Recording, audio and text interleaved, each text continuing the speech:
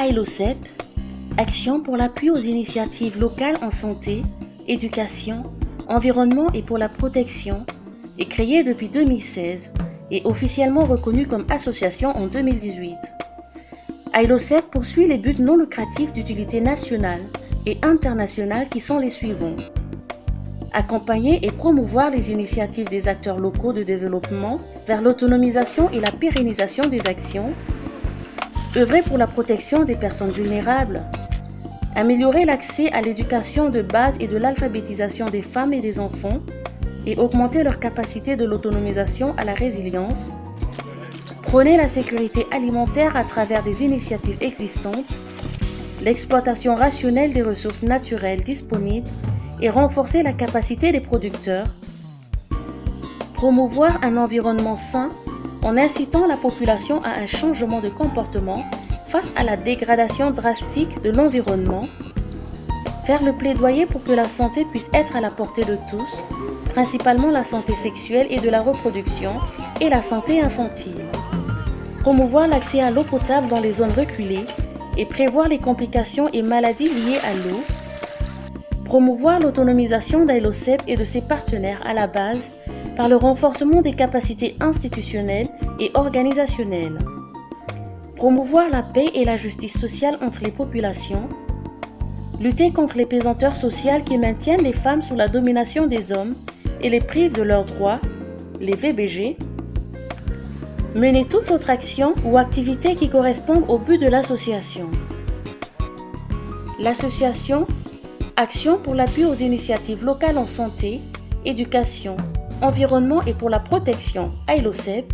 conformément à ses objectifs, a réalisé quelques activités en 2017.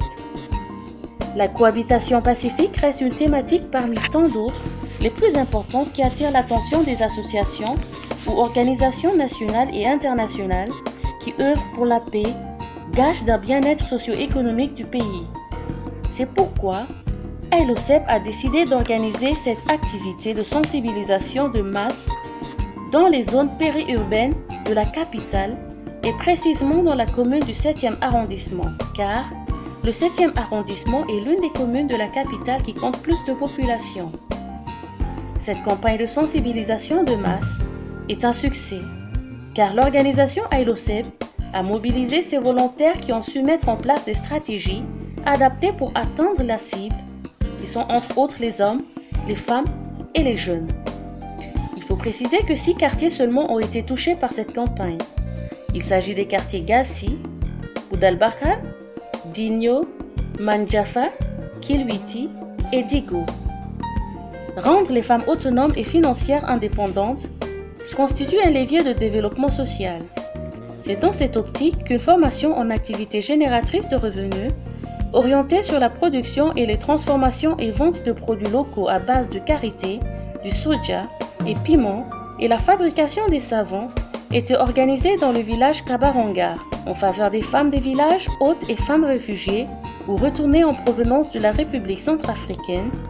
installées dans les différentes familles d'accueil. On n'est pas succulent même, quand on ajoute la c'est bien succulent et on mange avec appétit. 35 femmes ont participé à cette formation, dont 25 des villages hôtes et 10 femmes réfugiées. Des campagnes de sensibilisation de masse portant sur le thème « La scolarisation des enfants, filles et garçons » ont été organisées dans les villages hôtes du canton Kabarangar du 16 au 18 décembre 2017. Le canton Kabarangar, comme d'autres cantons du département de la Niapende, faisant frontière avec la Centrafrique, continue d'accueillir les personnes réfugiées. C'est pourquoi l'organisation AILOCEP a décidé d'organiser cette première de campagne de sensibilisation dans les villages suivants: Kabarangar, Mbala, Bedam City, Benin et Bekoninga. L'association a beaucoup de défis à relever dans le domaine de l'environnement, de l'alphabétisation des personnes âgées et des enfants déscolarisés, la protection des enfants et des personnes vulnérables et bien d'autres encore. Elle ne peut parvenir qu'avec l'appui de ses partenaires et des bonnes volontés.